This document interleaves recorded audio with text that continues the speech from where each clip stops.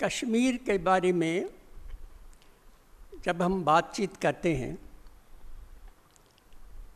तो अक्सर बहुत सारी गलतफहमियां और बहुत सारे मिथ हम पालते रहते हैं। पुस्तकों में भी वही आता है, नई लिखी हुई पुस्तकों में भी, भाषणों में भी होता है, और बहुत हद तक जो सरकारें पॉलिसी बनाती हैं उसमें भी होता है।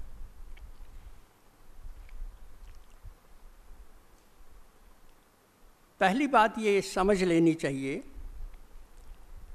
कि कश्मीर, जम्मू कश्मीर में महाराजा के खिलाफ या भारत के खिलाफ कभी कोई आंदोलन नहीं शुरू हुआ।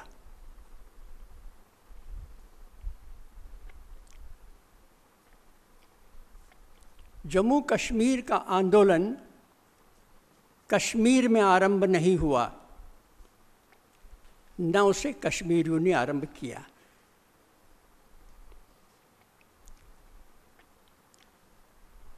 इस बात को समझने के लिए, ये थोड़ा कठिन लगता है लोगों को, लेकिन इस बात को समझने के लिए हम कुछ पीछे जाएं।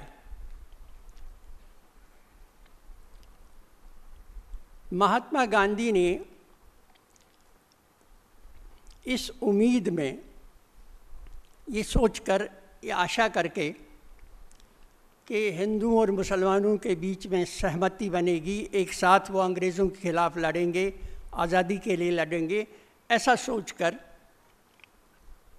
उन्होंने मुस्लिम संगठनों के साथ, मुस्लिम लीग वगैरह के साथ सहयोग करने का फैसला किया, क्योंकि उन दिनों तुर्की में खलीफा को हटा दिया गया था। खलीफा क्या होता है? खलीफा जब मोहम्मद साहब गुजर गए तो उनके बाद जो उस एम्पायर के जिन्होंने इनहेरिट किया, जो उसके नेता बनाए जाते थे, उनको खलीफा कहते थे। एक के बाद दूसरा खलीफा आता था, वो पूरे मुस्लिम जगत का राजा माना जाता था। ये एक संस्था चली आ रही थी, सरकारें बदल गई, देश अलग अलग हो गए, तो भी ये खलीफा का कंसेप्ट चलता था। तुर्की में ये खलीफा होता था। तो तुर्की में क्रांति आ गई, उन्होंने खलीफा को हटा दिया। उन्होंने कहा नहीं, हम नए सिरे से अपनी सरकार, जनता की सरकार चुन लेंगे। और खलीफा, इसके खिलाफ जितनी भी मुस्लिम कम्युनिटीज़ थी उनमें गुस्सा था, रोष था, क्योंकि ये खलीफा धार्मिक इंस्टीट्यूशन माना जाता था। हिंदुस्तान में सबसे ज़्यादा था, तुर्की में उतना नहीं था जितना भारत में था। भारत में सारी मुस्लिम ऑर्गेनाइजेशंस ने इसके खिलाफ आंदोलन किया, और गांधी जी को लगा कि अगर इनका साथ दिया जाए तो ये हमारे साथ दोस्ती में आ जाएंगे बाद में अंग्रेज़ों के खिलाफ भी। लेकिन बदकिस्मती से वो खिलाफत आंदोलन नाकाम हो गया। खलीफा तो गया ही गया। वहाँ कमाल अतातुर्क ने अपनी सल्तनत बना ली। अब वो विफल हुआ। जिस आंदोलन के लिए इतना जुनून था वो नाकाम हुआ, तो नाकामी में बहुत ज़्यादा निराशा, बहुत ज़्यादा गुस्सा, और सब कांग्रेस से हट गए। कांग्रेस से हटने के साथ साथ बहुत सारे गुट बने और बहुत सारे नए विचार पैदा हुए, और एक पान इस्लामिज़म का जो कंसेप्ट है कि इस्लाम या मुसलमान एकदम अलग है और दूसरों के साथ रह नहीं सकते, ये कंसेप्ट दिमाग में आ गया लोग।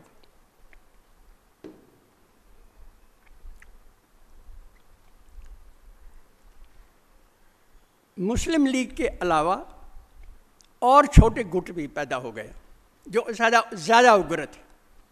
इनमें से एक गुट था पंजाब में जिन्हें अहरार कहते थे।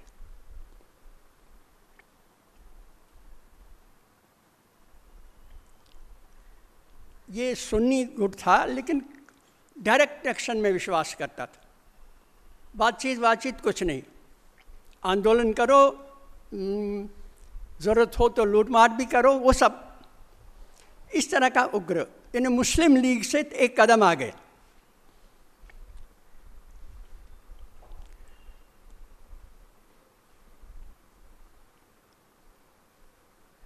लेकिन किसी के पास मुद्दा नहीं था। लड़े तो किस चीज़ के लिए लड़े? एक मुद्दा था जो नहीं पूरा हुआ, अब लड़ें किस लिए? और लड़ने के लिए अक्सर या तो शत्रु चाहिए या मन में एक तरह की नफरत, घृणा चाहिए, किसी के लिए नफरत चाहिए। ये भावना पैदा। यहाँ इसके से थोड़ा और दूर जाएं तो लंदन में उस समय एक उर्दू के बड़े शायर लाख की शिक्षा हासिल कर रहे थे। उनका नाम सब ने सुना होगा, सर मोहम्मद इकबाल। इकबाल उर्दू के बड़े माने हुए शायर थे, अंग्रेज़ों के दोस्त थे। उन्हें सर का खिताब इसलिए दिया गया था। लेकिन जब वो यहाँ थे तब वो नेशनलिस्ट थे, और सारे जहाँ से अच्छा हिंदुस्तान हमारा उन्हीं का बनाया हुआ है। लेकिन लंदन में वो कन्वर्ट हो गए, वो कट्टर इस्लाम परस्त हो गए। उन्हें लगा कि उन्हें एक इल्हाम आ गया है, एक दैवी प्रेरणा मिली है। और वो अपनी कविता में खुद देखा भी उन्होंने कि मैं नहीं लिख रहा हूँ, कोई और शक्ति मुझ में लिख रही है। कि अरब के रेगिस्तानों से फिर से तूफान उठेगा और वो हिंदुस्तान समेत पूरे एशिया को अपने कब्ज़े में लेगा और फिर यूरोप को भी अपने कब्ज़े में लेगा। ये इस्लाम की एक आंधी होगी। उनका लक्ष्य अब भारत नहीं, उनका लक्ष्य उम्मा का मतलब है पूरी इस्लामिक कम्युनिटी दुनिया के, उसको एक करना और उसका साम्राज्य दुनिया में स्थापित करना था। वो ये सपना लेकर वो हिंदुस्तान वापस आए। लेकिन यहाँ आकर थोड़ा व्यवहारिक हो गए कि इस सपने को पूरा करने के लिए तो अचानक तो ये कोई सपना पूरा होगा नहीं, इसको स्टेजेस में करना पड़ेगा। तो उन्होंने कॉन्सेप्ट दिया कि आज़ादी अगर मिले, जब मिले तब मिले, अंग्रेज़ों के शासन में ही कम से कम पहले उन सब स्टेट्स को मिला लेना चाहिए जहाँ मुसलमानों का बहुमत है। इन्हें उसकी एक मेगा स्टेट बनाई जानी चाहिए। पंजाब, सिंध, बलूचिस्तान अलग राज्य था लेकिन बहुमत मुस्लिम था, और नॉर्थ वेस्ट फ्रंटियर जिसे आज पाकिस्तान कहते हैं, वो कॉन्सेप्ट उन्होंने दे दिया कि इनका एक मेगा स्टेट बनाया जाए। ये सजेशन उन्होंने जिन्ना को दिया। जिन्ना कुछ ज़्यादा दूर तक सोचने वाला आदमी था, उसने इसको बाद में इसी को कन्वर्ट पाकिस्तान में कर लिया। लेकिन जब तक इकबाल थे तब तक वो इस कॉन्सेप्ट पर काम कर रहे थे, और इसमें जम्मू कश्मीर इंटीग्रल था। जम्मू कश्मीर का होना बहुत ज़रूरी था, क्योंकि जो कॉन्सेप्ट उनके दिमाग में था उसको जम्मू कश्मीर के बिना पूरा नहीं किया जा सकता। अब आप एक मिनट के लिए आप हिंदुस्तान भारत के पूरे नक्शे पर नज़र डालिए तो आपको दिखाई देगा उस वक्त का जम्मू कश्मीर, आज़ादी से पहले का जम्मू कश्मीर। ये जम्मू कश्मीर श्रीनगर से अफ़गानिस्तान तक फैला था। जो आज नॉर्थ वेस्ट फ्रंटियर पाकिस्तान का है, ये जिसे आज बलूचिस्तान या जिसको आज गिलगित बाल्टिस्तान कहते हैं, ये सब मिलाकर वहाँ तक सारे फैला हुआ था। ये राज्य अगर आए तो कश्मीर से लेकर फ़िलिस्तीन तक, अरब तक एक मुस्लिम कॉरिडोर होगा। That was a grand concept. ये कॉन्सेप्ट था उस वक्त दिमाग में, जिन्ना के भी आ गया और इकबाल ने इसे इनिशिएट किया था। लेकिन जम्मू कश्मीर में राजा तो हिंदू है, वो तो आसानी से मानेगा नहीं। वो वहाँ, और फिर वहाँ के लोग दुखी नहीं हैं। आपको शायद ये सोचकर भी हैरानी जो पड़ा होगा उसके उल्टा है ये। जम्मू कश्मीर की रियासत उस वक्त की जितनी भी रियासतें भारत में थी, 600 साढ़े 600 रियासतें, उनमें से सबसे प्रोग्रेसिव रियासत थी। आज भी भारत में ऐसी कंपलसरी एजुकेशन नहीं है जैसी महाराजा हरि सिंह के ज़माने में थी। यानी महाराजा हरि सिंह के ज़माने में कोई आदमी अपने 5 साल या 4 साल के बच्चे को घर में नहीं रख सकता था, ये अपराध था। उसे जबरी एजुकेशन कहते थे, फोर्सेबल एजुकेशन। हर घर में से ये गिनती की जाती थी, सेंसस किया जाता था कि बच्चा 5 साल का हो गया, इसे घर में नहीं रहना, इसको स्कूल भेजना। मैं खुद जबरी स्कूल में पढ़ा हुआ लड़का, उसे जबरी स्कूल कहते थे क्योंकि ज़बरदस्ती बच्चे आते थे। और नेचुरली जो प्राइवेट स्कूल वाले बाकी थे वो उनको थोड़ा नीची नज़र से देखते थे, म्यूनिसिपल स्कूल जैसा कोई मान लीजिए।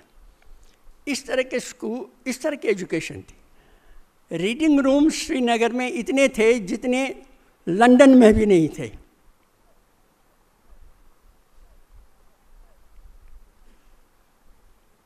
There were so many things. उस वक्त जो जम्मू कश्मीर थे, मुस्लिम्स वर नॉट, वो दुखी नहीं थे और दुखी होने का कोई कारण नहीं था। अब ये बहुत बड़ी समस्या है। एक तो राजा हिंदू, दूसरा मेजॉरिटी कम्युनिटी असंतुष्ट नहीं है, तो क्या किया जाए?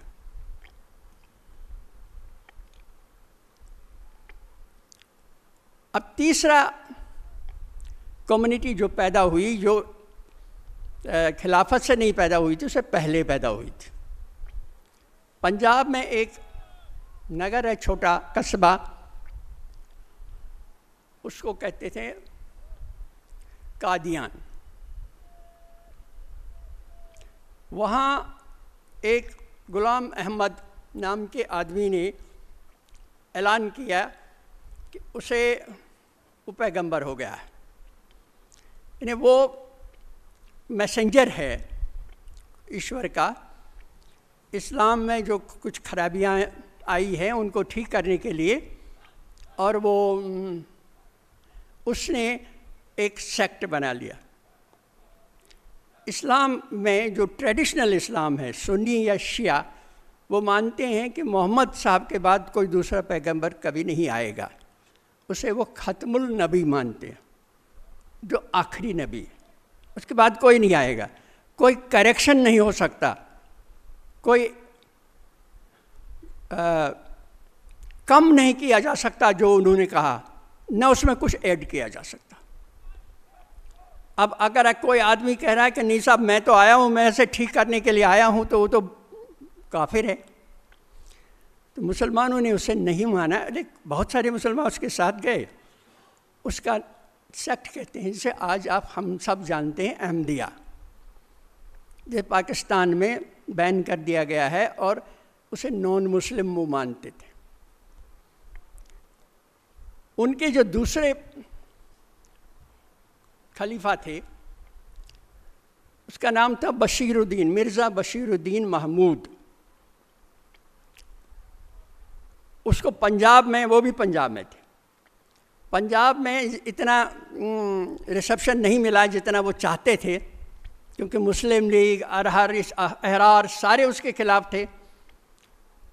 तो उन्होंने एक नई जगह खोज ली जहाँ इतना विरोध नहीं हो सकता, और उन्हें कश्मीर घाटी सबसे अच्छी जगह मिली। He started cultivating the greener pastures. वो श्रीनगर गए, वहाँ उन्होंने प्रचार शुरू कर दिया, और कुछ ही सालों में 25-30 सेंटर्स खोल दिया। उस वक्त शेख अब्दुल्ला कोई लीडर नहीं था, शेख अब्दुल्ला श्रीनगर में थे भी नहीं। शेख अब्दुल्ला उस वक्त अलीगढ़ में पढ़ रहे थे। लेकिन इन मौलवियों को, उनके अहमदिया लोगों को बहुत हैरानी हुई कश्मीर जाकर। मुस्लिम बहुल तो है, लेकिन ये कैसे मुसलमान हैं? वो वहाँ ऐसे संतों के साथ चिपके थे जो नाम से तो मुसलमान थे, लेकिन अपने आप को ऋषि कहते थे, और ऋषियों की परंपरा में ही व्यवहार करते थे। सबसे प्रमुख ऋषि उनमें था नंद ऋषि। नंद ऋषि का नाम आपने शायद सुना हो। आपने चरार शरीफ का नाम सुना, उसमें एक दरगाह थी बहुत बड़ी, जो टेररिज्म के दौरान ऑक्यूपाई की गई और उसमें आग लगा दी थी। इन नंद ऋषि की दरगाह में आग लगाई दी। हालांकि सबसे ज़्यादा बीड नंद ऋषि के उर्स पर ही होता था, जिसमें कश्मीरी हिंदू और मुसलमान दोनों जाते थे, मुसलमान ज़्यादा। ये ऋषि परंपरा पूरी परंपरा के रूप में बहुत सारे ऋषि हुए, और मुसलमान इनके साथ जुड़े। हिंदू में लल्लेश्वरी एक संत कवित्री थी, वो शैव थी और वेदांत के बारे में बात करती थी, लेकिन मीरा की तरफ गली गली घूमने वाली औरत थी। उसके पीछे नंद ऋषि के दोहों को श्रुक कहते हैं। श्रुक मतलब श्लोक, और लल्लेश्वरी के दोहों को कहते हैं वाक। श्रुक और वाक हर कश्मीरी के घरों में बोले जाते थे, चाहे वो हिंदू हो या कश्मीर। उन्हें ये भी हैरानी हुई कि अगर कोई पीर फ़कीर है, उसका मज़ार है, तो हिंदू औरतें जाकर वहाँ दिया जलाकर चली आती थी, वो कोई दिया बुझाता नहीं था। फिर ये भी पता लगा कि जब ये हिंदू लोग खीर भवानी देवी का एक स्थापन है वहाँ, तब नाव में ज़्यादातर जाते थे। बसें उतनी नहीं रही होंगी, नाव में जाते थे। तो एक दिन जाने में लगता था, एक दिन आने में नदी से, क्योंकि वो नदी के किनारे पर ही है। और एक दिन वहाँ रहते थे 3 दिन जो नाव चलाने वाले मुसलमान मल्लाह थे, वो मांस, मछली, अंडा, प्याज नहीं खाते थे, क्योंकि उन्हें मालूम था कि ये वैष्णव देवी है, यहाँ सब लोग वैष्णव ही जाते हैं, और अगर खाते भी हों तो एक दिन पहले छोड़कर जाते हैं।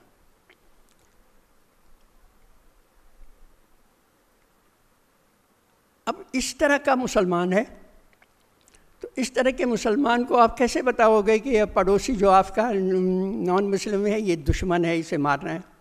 बहुत मुश्किल है। और लेकिन उन्होंने मस्जिदों में इसमें करना शुरू किया। थोड़ी सुगबुगाहट तो हो गई।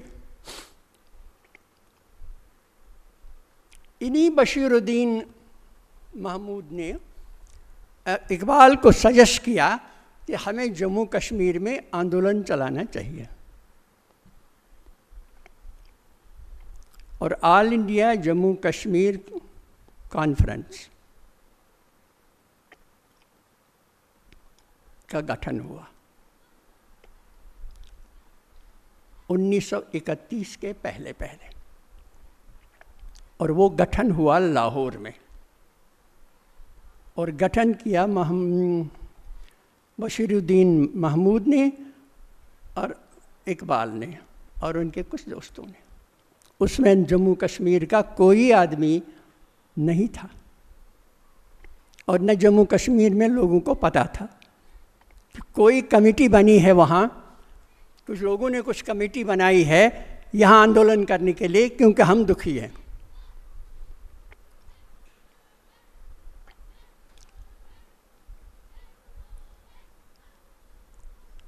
जब शेख अब्दुल्ला अलीगढ़ से वापस आए तो उनके भी वो गुस्से के नाराज़ तो थे वो सरकार से, लेकिन कोई पॉलिटिकल आंदोलन उन्होंने नहीं चलाया। छोटे मोटे मुद्दे, कभी ज़मींदारों का मुद्दा, कभी किसी का मुद्दा, ये उठाकर वो रिप्रेजेंटेशन कर लेते थे। लेकिन जब उन्होंने गांव-गांव घूमे तो उन्हें दिखा कि अहमदियों के सेंटर सब जगह काम कर रहे हैं। तो उनको लगा कि एक मंच तो तैयार बना हुआ है मेरे लिए। फिर अहमदियों ने तुरंत उसको भांप लिया, उसे अडॉप्ट किया और उसके आंदोलन को फाइनेंस करना शुरू कर दिया। शेख अब्दुल्ला के मूवमेंट के जितने भी वकील हुआ करते थे सब अहमदिया हुआ करते थे, और अहमदिया सब पढ़े लिखे थे, अच्छे वकील थे। सर जफरुल्लाह खान अहमदिया था।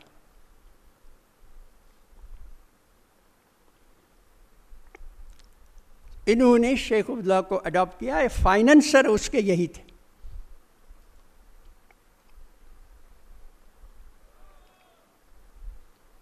लेकिन इससे भी आंदोलन कोई बहुत तेज बन नहीं सकता था, क्योंकि जब विलिंग नहीं है लोग तो आप क्या अच्छा आंदोलन चला लेंगे। इसका फिर उन्होंने श्रीनगर को वही वैसे ही रहने दिया। उन्होंने जम्मू को पकड़ा, क्योंकि जम्मू की सीमा पंजाब से लगती है और पंजाब में ब्रिटिश राज है। जम्मू कश्मीर में राजा की रियासत है, पंजाब ब्रिटिश गवर्नमेंट है वहाँ, और सारी पॉलिटिक्स पंजाब से ही चालू होती है। तो वहाँ उन्होंने कुछ लड़कों को ट्रेन करके जम्मू में स्थापित किया। उसका नाम रखा गया यंग मेंस मुस्लिम एसोसिएशन। उन्होंने कुछ मुद्दे इन्वेंट किए कि फलानी गांव में तो ईद के दिन हमें पानी नहीं मिला वज़ू करने के लिए, फलानी जगह से जुलूस नहीं निकालने दिया, ये मुद्दा उठाया। और आखिर में, और इस पर आवेश पैदा करना शुरू कर दिया, आखिरी दिन उन्होंने एक ऐसा मुद्दा उठाया जो क्लिक कर गया। वहाँ के सेंट्रल जेल में एक मुस्लिम कांस्टेबल था, वो ड्यूटी पर नहीं आया था। तो सब इंस्पेक्टर जो पुलिस का था वो हिंदू था, ये कांस्टेबल मुसलमान था। सब इंस्पेक्टर हिंदू था। वो उसे खोजने उसके क्वार्टर में गया, कमरे में गया, देखा वो आराम से चारपाई पर बैठा कुछ पढ़ रहा है। तो उससे गुस्सा आया, उसने उसे खींच कर नीचे फेंक दिया। उसने बाद में शिकायत की कि मैं तो पंचसुरा का मतलब एक संक्षिप्त कुरान के कुछ आयतों को जोड़कर कहा गया है, उसे पंचसुरा कहते हैं। वो पढ़ रहा था, उन्होंने फेंक दिया, उसे लात मारी वगैरह, उसका अपमान किया। और इस कुरान से होली बुक के अपमान के नाम पर बड़ा हंगामा हुआ। यही हंगामा श्रीनगर पहुंचा दिया गया। अब होली बुक पर का अपमान मुसलमानों में काफ़ी बड़ा अपमान माना जाता। तो इस तरह एक आंदोलन खड़ा कर दिया, एक एंटी नॉन मुस्लिम भावना और एंटी महाराजा भावना पैदा कर दी गई। और उस वक्त महाराजा अलग नहीं था, महाराजा का मतलब वो हिंदू मानते थे, हिंदू जो है महाराजा, इसलिए हर हिंदू वो महाराजा ही है। तो उस वक्त ये शुरू हो गया। इसमें भी श्रीनगर में भी एक फ्लेयर अप की बड़ी ज़रूरत थी। अगर फ्लेयर अप नहीं होता तो बहुत बड़ा आंदोलन नहीं शुरू होता। इस घटना की को कंडेम करने के लिए एक सभा बुलाई गई। सभा में कहीं ऑडियंस में से एक लड़का, जब नौजवान लड़का खड़ा हो गया, पठान था, अब्दुल कादिर। उसने कहा मैं कुछ बोलना चाहता हूँ। उसे कन्वीनियंटली मंच पर बुलाया गया और उसने एक ज़बरदस्त भाषण दिया। उस भाषण में उसने कहा कि ये नेगोशिएशन करना, कागज़ पत्री देना, स्मरण पत्र देना, ज्ञापन देना वगैरह वगैरह, दिस इज़ फूलिश। हथियार उठाओ और ख़त्म कर दो, ये महल तोड़ दो, ये फलानी कर दो, जो भी तुम्हारे पास हथियार मिले, कुछ नहीं मिले तो पत्थर हाथ में ले लो वगैरह। अब उसने एक इन्फ्लेम कर दिया ऑडियंस को। ऑडियंस बेकाबू हो गई और नेताओं को कुछ समझ में नहीं आया। वहाँ मीर वाइज थे, मतलब मौलवी, बड़े मौलवी थे, उनको भी समझ में नहीं आई क्या करें। लेकिन शेख अब्दुल्ला ने अपॉर्चुनिटी को अपने पक्ष में कर दिया। उन्होंने बाद में कहा देखो ये अब्दुल कादिर ने हमारे हित में ही कहा, हालांकि वो कश्मीरी नहीं है, लेकिन हमारे हित में उसने कुछ कहा, हमें उसके पक्ष में आंदोलन करना चाहिए। तो आंदोलन शुरू हुआ। अब्दुल कादिर को कोई जानता नहीं आज, उसे शायद फांसी दी गई थी बाद में, कोई नहीं जानता। लेकिन उस दिन को वो योम शहदा, शहीदों का दिवस मानते हैं, 13 जुलाई 1931। और ये अब्दुल कादिर दरअसल एक मेजर भट्ट थे, अंग्रेज, उस का बावर्ची था, जो घूमने आया था, हाउस बोट में ठहरा हुआ था और यहाँ घूमते घूमते यहाँ पहुँच गया था। लेकिन मेजर भट्ट अचानक गायब हो गया। वो यॉर्कशायर रेजिमेंट में मेजर था और यॉर्कशायर रेजिमेंट स्टेशन थी पेशावर में, जो नॉर्थ वेस्ट एरियाज़ के को कमांड करती थी। इसलिए अक्सर ये माना जाता है और ये सही भी लगता है कि मेजर भट्ट के एकदम गायब होने से ऐसा लगता है कि ये पहले से प्री कंसीव्ड चाल थी इस चीज़ को करने के लिए।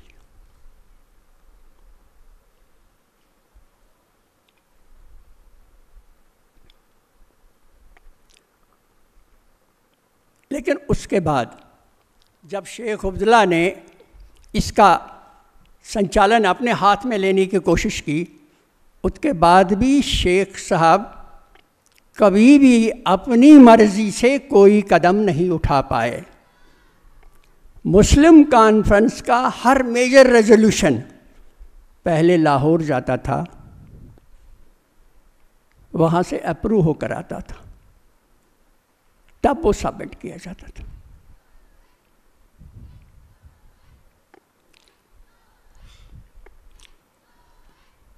जम्मू में अनरेस्ट को और बढ़ावा देने के लिए अहरारों का एक बहुत अच्छा इस्तेमाल अंग्रेज़ों ने किया।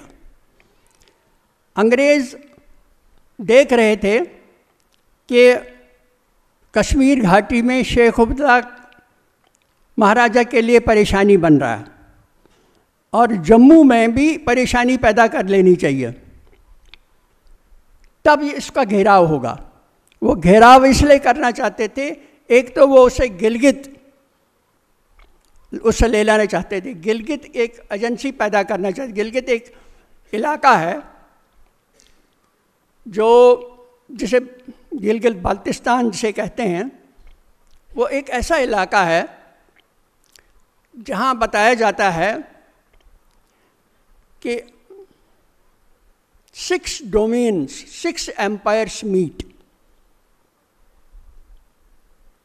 यूँ कहिए कि वो एशिया में एक सेंट्रल पॉइंट है जहाँ से राजनीति चलती थी सारी दुनिया। चीन का भी वहाँ दखल हो सकता है, उस वक्त तिब्बत भी अलग था, वो नेपाल भी वहाँ से आ सकता था, इंडियन एम्पायर भी थी, अफ़गानिस्तान भी उस पर हमला कर सकता था, और रशियन सबसे बड़ा रशियन एम्पायर। अंग्रेज़ चाहते थे ये इलाका महाराजा के पास न रहे, ये हमारे पास रहे। महाराजा वो दे नहीं रहा था।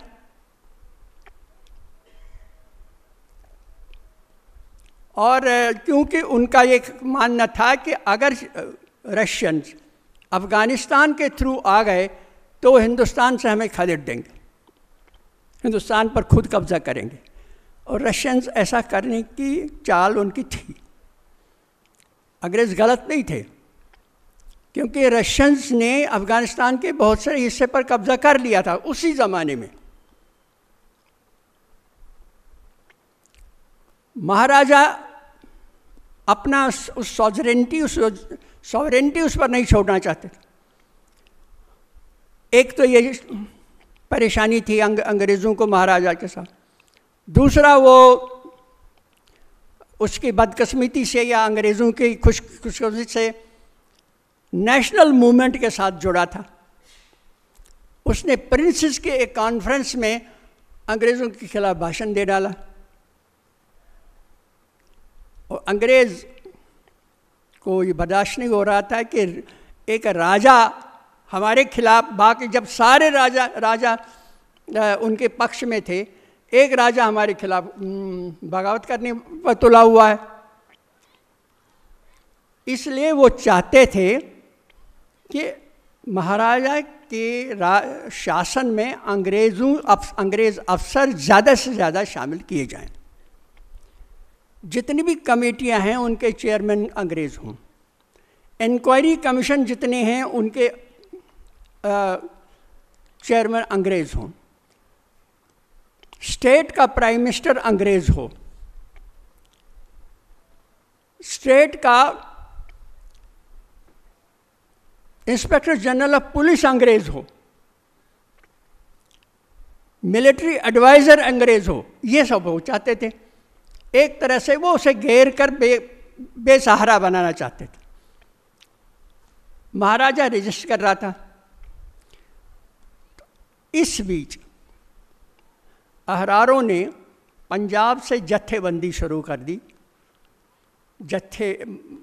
ग्रुप्स बना लिए, और एक एक ग्रुप जम्मू में घुस जाता था, हल्ला करता था, लूट मार भी कर लेता था और भाग जाता था। जब महाराजा की फ़ौज पकड़ने आती थी तो भाग जाता था पंजाब, जो कि ब्रिटिश टेरिटरी थी, और महाराजा की फ़ौज ब्रिटिश टेरिटरी में बिना इजाज़त के प्रवेश नहीं कर सकती थी। और जैसे घुसपैठिया आज हम सुनते हैं, ये कोई आज की बात नहीं है। उस वक्त वो आते थे और फिर उस टेरिटरी में चले जाते थे जहाँ सुरक्षित थे। महाराजा तंग आ गए, उन्होंने 4000 लोगों को तो गिरफ्तार किया, लेकिन वो जत्थे आ ही रहे। उससे कम्युनल टेंशन बढ़ गया। मीरपुर से लोग, मीरपुर एक कस्बा था वहाँ, जहाँ मुस्लिम आबादी ज़्यादा थी, हिंदू कम थी। वहाँ इतना टेंशन हुआ, इतना लूटमार हुआ कि मीरपुर के लोग भाग गए, जम्मू पहुँच गए। अब महाराजा ने ब्रिटिश गवर्नमेंट से अपील की कि भाई अपनी फ़ौज भेजकर उनको रोक दो, बैन करो। उन्होंने कहा हाँ करवा लेते हैं। बैन का एक ऑर्डर लिख दिया गया, लेकिन इम्प्लीमेंट नहीं हुआ। इम्प्लीमेंट तब हुआ जब महाराजा ने उनकी सारी शर्तें मान ली, जब गिलगित एजेंसी पर साइन हुआ, जब इंक्वायरी कमीशन के हेड अंग्रेज बने, तब अहरारों की जत्थेबंदी रोक दी गई।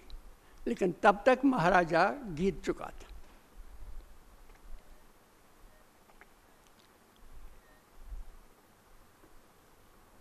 अंत में भी जब शेख अब्दुल्ला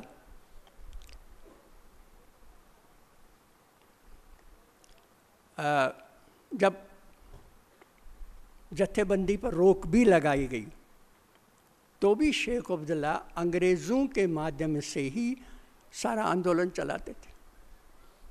उनकी चिट्ठियां जो अंग्रेज़ वाइसरॉय और अंग्रेज़ रेजिडेंट और अंग्रेज़ प्राइम मिनिस्टर ऑफ स्टेट को जितनी चिट्ठियां थीं, उसे साफ बता देता है, वो बताता है उन्हें कि आपने जो मुझे करने को कहा मैंने कर लिया, अब आप मेरा काम कीजिए, और इस तरह की बातें हुए। कुल मिलाकर जम्मू कश्मीर में जिसे हम पॉपुलर आंदोलन कहते हैं, वो पॉपुलर आंदोलन पंजाब में कंसीव किया गया।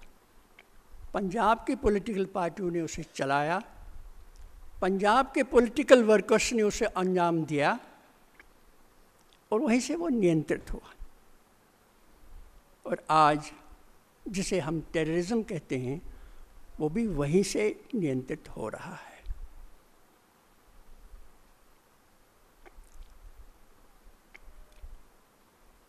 जब मुझे कभी अपने पुराने कश्मीरी मित्र मिलते हैं, तो मैं उनसे ये पूछता हूँ कि सब चीज़ों को छोड़कर एक बार सोचो, तुम्हें इस सब से क्या मिला? आज़ादी से बहुत पहले से, पिछले 70-80 साल से, क्या कोई ऐसा महीना, कोई ऐसा साल आप बता सकते हो जब वहाँ ट्रैंक्विलिटी थी, जब तुम्हारे यहाँ शांति थी, तुम आराम से रह सकते थे?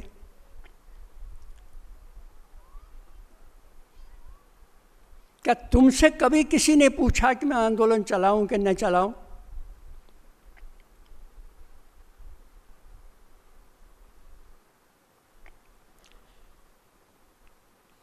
तो 3 पीढ़ियां आपकी निकल गई, 3 पीढ़ियों में आप यही सब करते रहे, दूसरों के कहने पर चलते रहे, और 3 पीढ़ियों के बाद भी कुछ नहीं। और आप जो तीसरी पीढ़ी जो है, उसे हिस्ट्री का तो कुछ पता ही नहीं, वो एक रोबो की तरह काम कर रहा है। मरने को कहते हो तो मर जाता है, मारने को कहते हो तो मारता है। He doesn't think about it. What sort of a society are you creating? लेकिन इससे बड़ी बात मैं आपको कह दूं,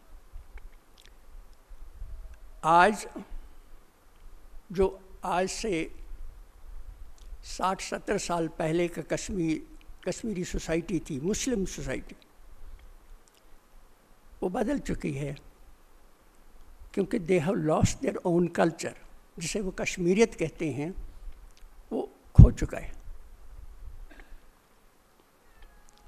they have lost their language.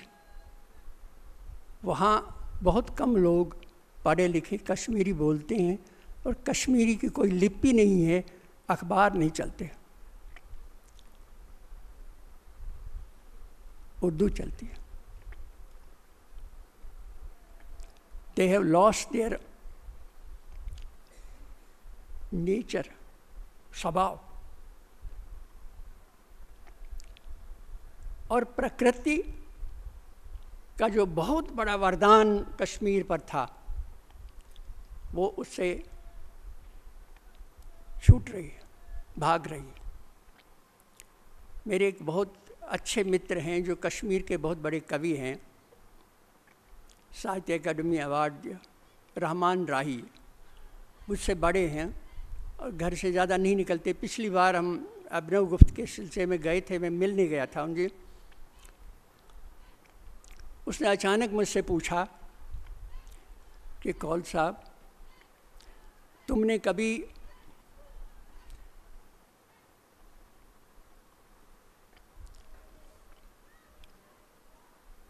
कतिज एक पक्षी होता है, अंग्रेजी में उसे स्वेलो कहते हैं, तुमने कभी कतिज देखी है? और मैंने कल्पना की, जब कतिज शाम को आती थी किसी ये पतझड़ के मौसम में, तो जहाँ पेड़ होता था उस पेड़ पर बैठ जाती थी, तो वो पेड़ की छत बन जाती थी पक्षियों की, छोटी छोटी छोटी छोटी पक्षी, और इतना शोर मचाती थी। जहाँ 10-5 पेड़ होते थे वहाँ आवाज़ एक दूसरे की नहीं सुनती, वही म्यूज़िक चारों ओर से फैलता था। यानी हज़ारों की संख्या में उनकी कल्पना की जा सकती थी एक जगह। अब ये रहमान राही साहब बूढ़े थे, अपने घर के चारों ओर उसके बाग बगीचा है, लेकिन कतिज नहीं है। उसने मुझसे पूछा तुमने देखी है? अब ऑब्वियसली ये प्रश्न नहीं था, ये एक स्टेटमेंट था। वो जानता था कि मैंने भी नहीं देखी। कई सालों से मुझे ध्यान ये है कि मुझे ध्यान नहीं था कतिज के बारे में, उसको ध्यान था। कभी मन है तो उसको ध्यान था। मैंने ध्यान दिया कि मैंने कई साल से नहीं देखी। ये खाली कतिज की बात नहीं है, और बहुत सारे छोटे मोटे जानवर होंगे हैं जो अब नहीं आते वहाँ।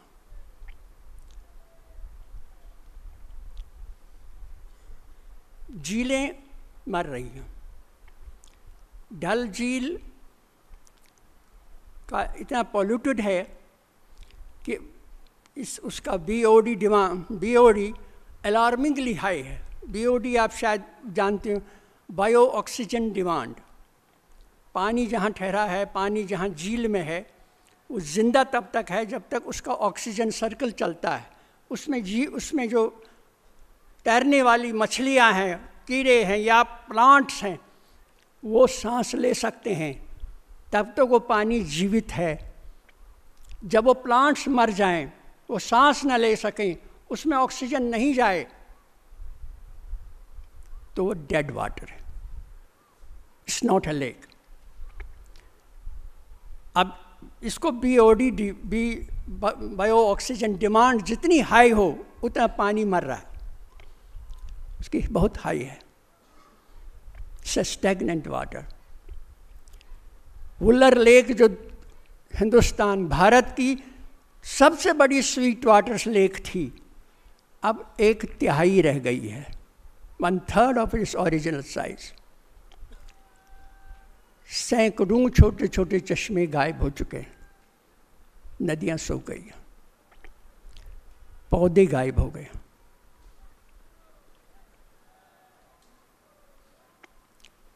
अब ऐसी स्थिति में मैं उनसे यही कहता हूँ कि don't think about India, don't think about Pakistan, think about yourself and your children. You are killing them not only by bombs and bullets, you are killing them in real sense. ये नेचर ही आपके खिलाफ होती जा रही है, और ये आप पूरे देश को, पूरे राज्य को बर्बाद कर रहे हो, क्योंकि तुम्हें ये सोचने का मौका तो मिलता नहीं। कोई तुम्हें ये सोचने का मौका नहीं देगा अगर तुम सोचोगे नहीं तो। एक बात ये हुई। दूसरी जो मैं आपसे ये बात बताना चाहता हूँ कि ये जो कॉन्सेप्ट है वो आज़ादी से बहुत पहले का है। It's part of the total global Islamisation का एक हिस्सा है, और पाकिस्तान उसी के बिना पर जिंदा है। आप पाकिस्तान से बातचीत तभी कर सकते हैं जब वो आपसे डरता हो, जब वो मजबूर हो। अगर वो मजबूर नहीं है तो आप बातचीत से कुछ भी नहीं मनवा सकते, क्योंकि पाकिस्तान की सरकारें इस हालत में नहीं हैं कि वो कोई किया हुआ समझौता इम्प्लीमेंट कर सकें। The only solution to the problem of Kashmir and the problem of Indo-Pak relation is to demonstrate your full strength and capacity. एक बार अगर हम ये तय करें, डेमोन्स्ट्रेट कर सकें, एक बार अगर पाकिस्तान को ये समझ में आए कि किसी भी खतरे को, किसी भी खतरनाक रास्ते पर जाने का नतीजा मेरे लिए बहुत घातक हो सकता है, तो ही वो पीछे हटेगा, अन्यथा नहीं। धन्यवाद।